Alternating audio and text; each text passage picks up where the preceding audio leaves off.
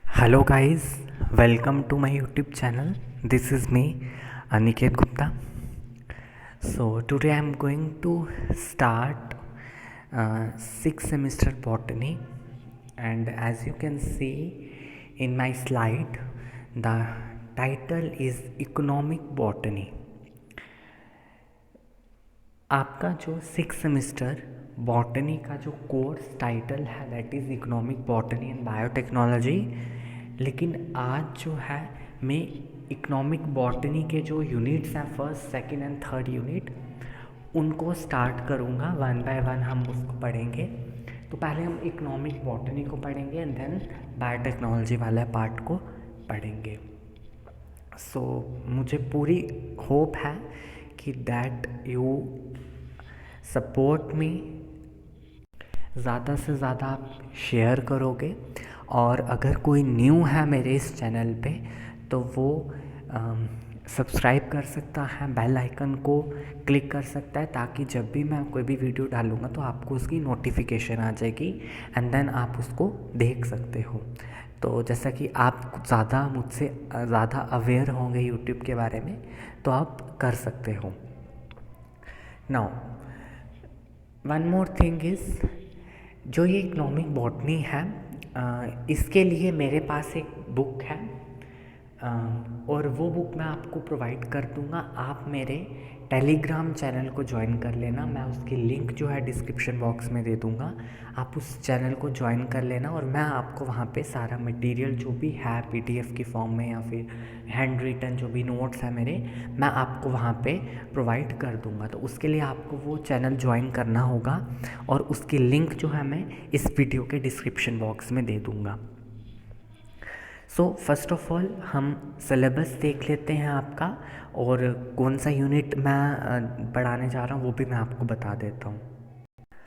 This is the syllabus of botany semester sixth, course code UBOTE 601 and the title is economic botany and biotechnology. तो मैंने जैसे आपको पहले ही बताया कि इसके अंदर आपने टू ब्रांचेस पढ़नी है बॉटनी की, एक इकोनॉमिक बॉटनी पढ़नी है और एक बायोटेक्नोलॉजी पढ़नी है। नाउ जो फर्स्ट यूनिट है that is utilization of plants, second unit है यूटिलाइजेशन ऑफ प्लांट्स, कौन कौन से, oil crops, timber yielding and medicinal plants. Next is the utilization of plants also, pulses, fruits and vegetables. And next ये जो first तीन जो आपके units हैं, जो फर्स्ट थ्री यूनिट्स हैं आपके, these three units come under economic botany. तो ये क्या है, these are the economic botany units. ठीक है। Next the unit fourth and unit fifth, the unit fourth and unit fifth, this is the part of biotechnology. यहाँ ये आपने biotechnology, इसके अंदर बायोटेक्नोलॉजी पढ़नी है, और जिसका कोर्स सब्जेक्ट बायोटेक्नोलॉजी है तो वो ऑलरेडी ये सब चीज़ें पढ़ चुका होगा। ठीक है। जो आज से मैं वीडियो जिस पे स्टार्ट करने जा रहा हूँ वो मैं हम हमेशा सीक्वेंस में चलते हैं। First that is a utilization of plants. तो इसके अंदर जो आपके फोर सब यूनिट्स हैं 1.1, 1.2, 1.3, 1.4, ये वेरी सिंपल, ये एक तरह की ये जो आपकी ये बॉटनी है ये बहुत ही सिंपल है। ठीक है। जो भी प्लांट जो भी हम डे टू डे लाइफ में यूज़ करते हैं उनके बारे में हमने पढ़ना है कि किस तरह से वो यूटिलाइज़ करते हैं, क्या क्या यूजेस हैं, उनको कैसे उनकी कल्टीवेशन करी जाती है और लाइक दिस। ठीक है। तो सबसे पहले जो आज का मेरा टॉपिक है वो है 1.1 सब यूनिट से food plants, origin of wheat, maize, rice under cultivation in India. तो हम आज इस वीडियो में किसके बारे में पढ़ेंगे, वीट के बारे में, उसका ओरिजिन पढ़ेंगे, बॉटनी पढ़ेंगे और उसकी कल्टीवेशन, किस तरह से कल्टीवेशन की जाती है। तो वीट के बारे में हम पढ़ेंगे। तो आई होप आपको ये क्लियर हो। हम यूनिट 1 पढ़ने जा रहे हैं दैट इज़ 1.1 और उसमें से वीट के बारे में पढ़ने जा रहे हैं। लेकिन उससे पहले मैं आपको इकोनॉमिक बॉटनी होती क्या है, what do you mean by economic botany, उसके बारे में हम थोड़ा बहुत जान लेते हैं, क्योंकि अगर हम पढ़ने जा रहे हैं तो हमें प्रॉपर पता होना चाहिए कि इकोनॉमिक बॉटनी होती क्या है। Now economic botany is the interaction of people with plants. एक इंटरेक्शन होती है कि जो लोग हैं वो प्लांट्स के साथ इंटरेक्ट करते हैं। अब इसका क्या मतलब हो गया, हम प्लांट्स को लेते हैं, प्लांट्स के बहुत सारे यूजेस हम प्लांट से लेते हैं, ठीक है। प्लांट से हमें फूड मिलता है, फूड हम खाते हैं, मेडिसिन्स बनती हैं, ठीक है। उसके बाद बहुत चीज़ें हम प्लांट से करते हैं। जब वो इंटरेक्शन जब हम प्लांट्स के साथ करते हैं, that comes under economic botany. उसके यूजेस के बारे में जानना, उसको किस तरह से हम यूटिलाइज कर सकते हैं, ठीक है, बाय यूजिंग इथनोबॉटनी, इथनोबॉटनी का यूज़ करके, ठीक है। इथनोबॉटनी भी एक ब्रांच है बॉटनी की ही, ठीक है। उसके अंदर हम प्लांट्स के यूजेस के बारे में पढ़ते हैं कि हम इस प्लांट को कहाँ कहाँ पर यूज़ कर सकते हैं, ठीक है। In this course you will learn about economic botany, the study of how people use plants, and it's a broad field with many applications. इसकी बहुत सारी applications है। किस तरह से, प्लांट्स एज फूड, हमें पता है कि जो प्लांट्स हैं उनको हम एज अ फूड यूज़ कर सकते हैं। For example what part of the plant is use as food and how much is eaten on average, means हम प्लांट का कौन सा हिस्सा, कौन सा भाग जो है वो खाते हैं, फूड की फॉर्म में लेते हैं, और कौन सा पार्ट बाकी अदर यूजेस, बाकी अदर कामों में यूज़ होता है। Next is the plant as medicine, medicinal uses भी बहुत सारे हैं। जैसे हम एलोवेरा की बात करते हैं, एलोवेरा के कितने ज़्यादा यूजेस हैं, है ना। उसके बाद हम अश्वगंधा की बात करते हैं, like many many medicinal plants are there, जो हमने इस यूनिट सेकेंड में पढ़ने भी हैं। तो next is the plants used as commerce, commerce का मतलब हो गया हम प्लांट्स को बेचते हैं, और बेचने से क्या मिलते हैं, हमें पैसा मिलता है। जैसे हम बात करें हमारे किश्तवाड़ में, श्रीनगर वाली साइड जो है केसर उगता है, क्रोकस सैटिवस, है ना।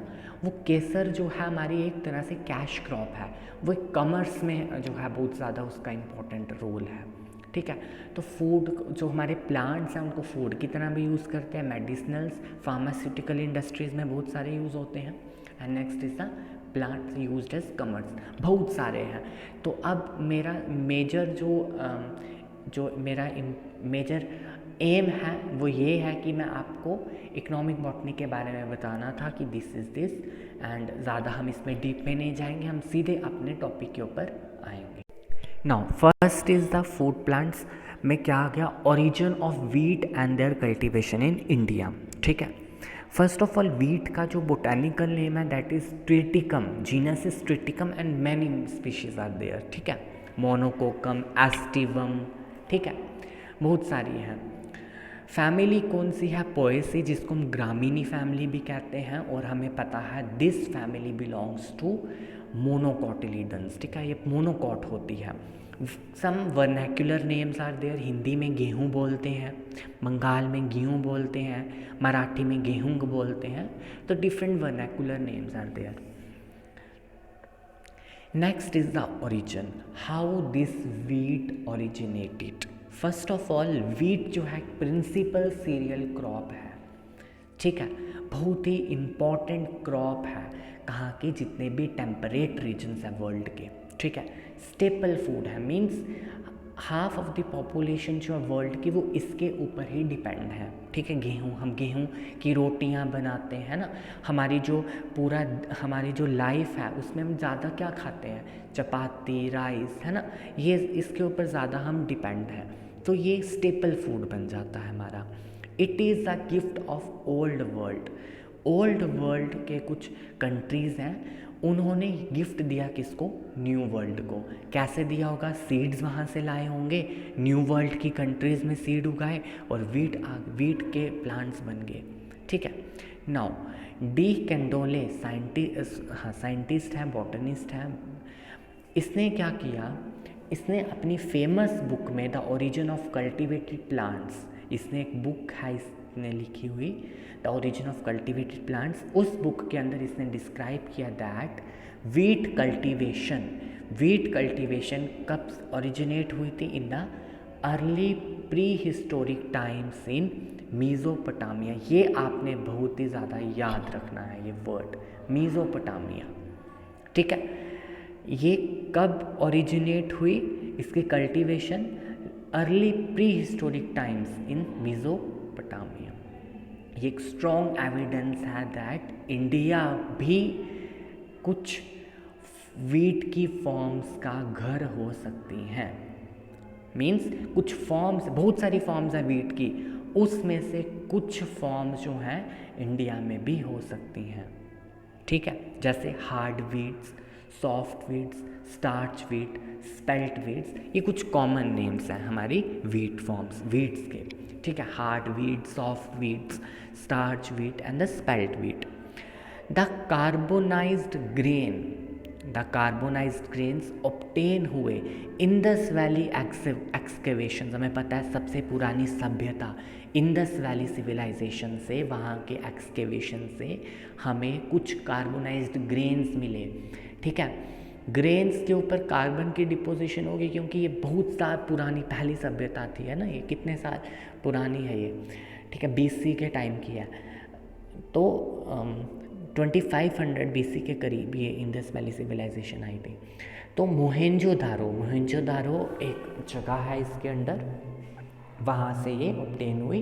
That indicated that north western India was one of the ancestral lands of this serial, की जो नॉर्थ वेस्टर्न इंडिया है, नॉर्थ वेस्टर्न इंडिया कौन सा हो गया, जो हमारा पाकिस्तान अफगानिस्तान वाला एरिया आ गया, क्योंकि आदि इंडस वैली सिविलाइजेशन वहाँ पर भी है। तो ये मोहेंजोदारो कहाँ पर है, पाकिस्तान में ही है। तो ये one of the ancestral land मानी गई सीरियल्स की, ठीक है। नाउ जो अर्लीस्ट नोन वीट थी वो शायद कौन सी थी, एमर वीट भी एक वीट होती है with flinty seeds known as hard wheat. उसके सीड्स बहुत हार्ड थे, ठीक है। And it was in about 1500 BC that the most common soft wheat of today, Triticum vulgare, had its birth. 15,000 before Christ, right. उसमें जो हमारी soft wheat, जो आज हम सॉफ्ट वीट देख रहे हैं, ट्रिटिकम एस्टिवम या ट्रिटिकम वल्गेर, ठीक है, वो उसका जो है वो बर्थ हुआ था। तो this is all about origin of wheat. Simple है। डी कैंडोले ने ये बोला कि वो सबसे पहले अर्ली प्री हिस्टोरिक टाइम्स में देखी गई मीज़ोपोटामिया में। उसके बाद एक स्ट्रॉन्ग एविडेंस आया कि इंडिया भी कुछ वीट की फॉर्म्स का घर हो सकती हैं। नेक्स्ट क्या बोला कि जो कुछ कार्बोनाइज्ड ग्रेन्स हमें मिले थे इंडस वैली सिविलाइजेशन से एट मोहेंजोदारो, और उसने ये इंडिकेट किया कि नॉर्थ वेस्टर्न इंडिया जो है कुछ सीरियल की एंसेस्ट्रल फॉर्म्स वहाँ से हो सकती हैं, ठीक है। वो एक एंसेस्ट्रल लैंड है कुछ सीरियल क्रॉप्स की। एंड अर्लीस्ट नोन, जो सबसे पहले वीट हमें मिली वो एमर वीट थी, जिसके हार्ड सीड्स होते हैं। लेकिन आज की जो वीट है दैट इज ट्रिटिकम वल्गेर या ट्रिटिकम एस्टिवम, वो सॉफ्ट वीट है। और वो कब ओरिजिनेट हुई, कब उसका बर्थ हुआ, 15,000 बिफोर क्राइस्ट, ठीक है। तो this is all about origin. Next is the botanical characteristics. अब जब आप इसका प्लांट देखते हो, क्योंकि वीट का प्लांट हर किसी ने देखा हुआ है ना। तो वीट का प्लांट एक हर्ब होता है, एनुअल हर्ब है ना। इसकी जो हाइट है 2 to 5 फीट तक हाइट रहती है इसकी। और इनकी जो प्लांट बॉडी होती है वो डिफ्रेंशिएट होती है नोड्स एंड इंटरनोड्स। नोड वो रीजन होता है जहाँ से लीफ अराइज करता है। क्यूलम्स, अब इनको क्यूलम्स बोलते हैं। क्यूलम्स क्यों बोलते हैं, क्योंकि अंदर से ये हॉलो होती है। प्रोड्यूस टिलर्स को बोलते हैं ब्रांचेस। ये ब्रांचेस बेस से ब्रांचेस होती हैं। रूट्स फॉर्म्ड होती हैं सीडलिंग स्टेज में, वो एफिमरल होती हैं। देन वो roots further adventitious fibrous root से जो है वो रिप्लेस हो जाती हैं। कहाँ से रूट्स निकलती हैं? जो अंडरग्राउंड नोड पोर्शन होता है, नोड रीजन से लीव्स निकलते हैं जो एरियल पार्ट होता है, और जो अंडरग्राउंड पार्ट होता है वहाँ की नोड से एडवेंटिशियस फाइब्रस रूट्स निकलती हैं। इन्फ्लोरेसेंस बहुत ही स्पेशल टाइप की इन्फ्लोरेसेंस होती है और उसको हम बोलते हैं टर्मिनल स्पाइक, राइट? आपने पढ़ा होगा ये, जिसके अंदर 15 to 20 स्पाइकलेट्स होते हैं। नाउ फर्स्ट इज स्पाइक, उसके बाद स्पाइकलेट्स। स्पाइकलेट्स कितने होते हैं? 15 to 20, और ये अल्टरनेट फैशन में होते हैं, एक ऐसे, दूसरा ऐसे, तीसरा ऐसे, चौथा ऐसे, इस तरह से होते हैं। हमारी एक्सी रैकिस होता है, रैकिस बोलते हैं उसको, ठीक है। उसके ऊपर अल्टरनेट फॉर्म्स में इस तरह से अरेंज्ड होते हैं। शॉर्ट सेंट्रल एक्सिस, जिसको रैकिस बोला जाता है।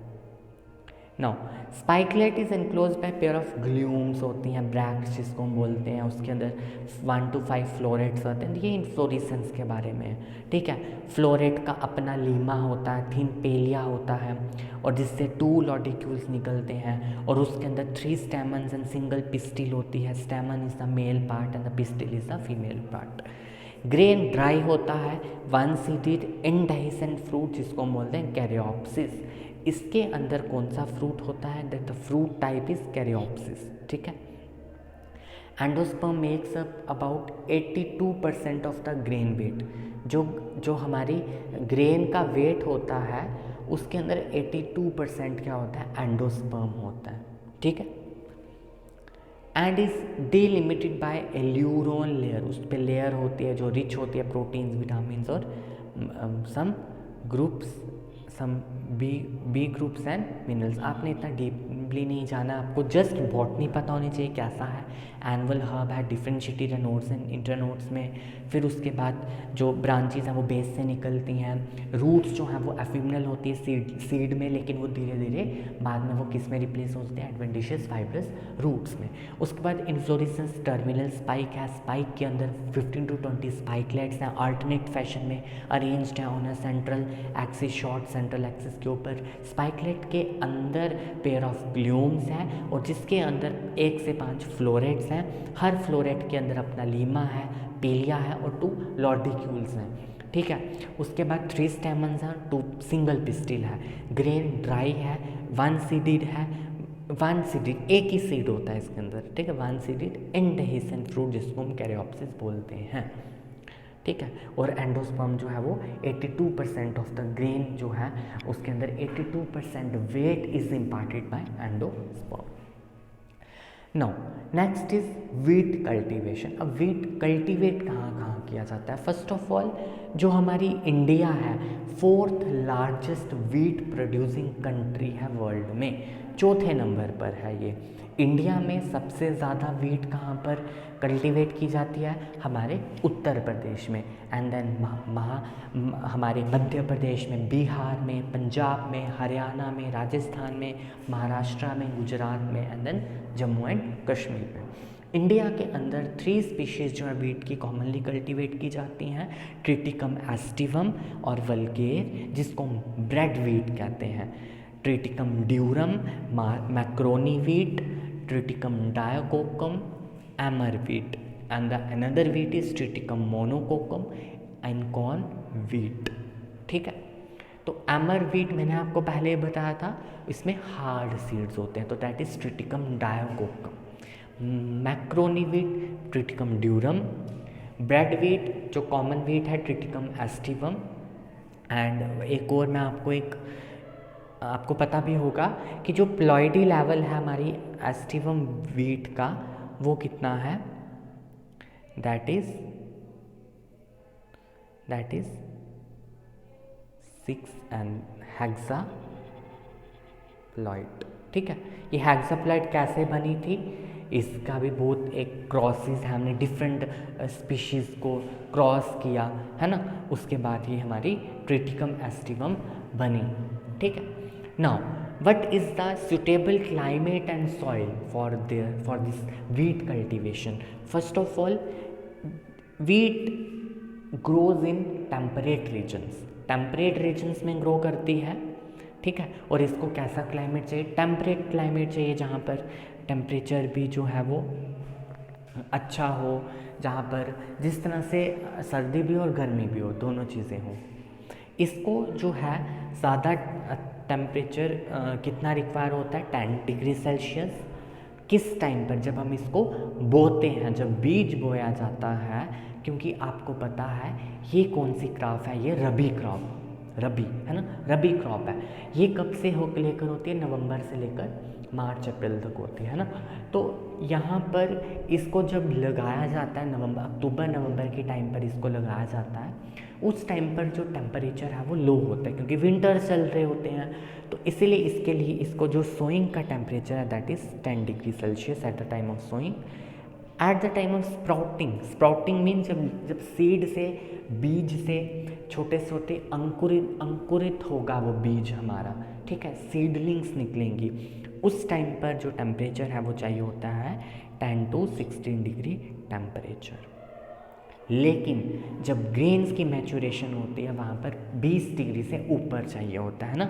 अभी अप्रैल के बैसाखी के मंथ में इसको काटते हैं हम, है ना, तो उस टाइम पर हमें पता है टेम्परेचर बढ़ता जाता है, 20 से तो ऊपर ही होता है, 20 से नीचे तो नहीं होता है। रेनफॉल कितनी चाहिए, 35 से 60 सेंटीमीटर तक इसमें बारिश चाहिए हमें, पूरे हर एक साल में पर ईयर कितनी चाहिए, 35 to 60 सेंटीमीटर।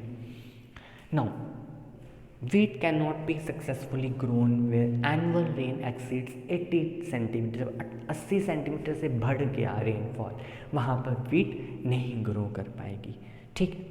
नाउ वीट कहाँ पे अच्छे से ग्रो कर सकती है, वीट जो है वो अच्छे से उन wide range of soil type, मतलब कि बहुत सारी सॉइल्स में ग्रो कर सकती है, लेकिन जो बेस्ट सुटेबल वीट है दैट इज़ लोमी सॉइल।